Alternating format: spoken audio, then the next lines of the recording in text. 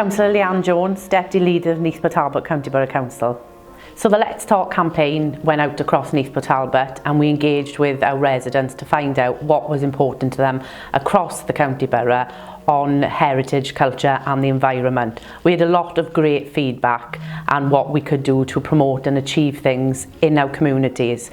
There's a number of other factors that residents have come forward that's mattered to them. The heritage sites, our culture, our leisure services are all extremely important, and the decarbonisation, of course, with biodiversity is hugely important to residents as well. Preserving our environment, heritage and culture is a key thing for us here in Neath Talbot Council, and we aim to do that over the next 5 years through this plan. We want to get out in the communities, and we want to form partnerships with those voluntary groups as well, and working together to make sure that NPT is moving forward with the times and listening to our residents.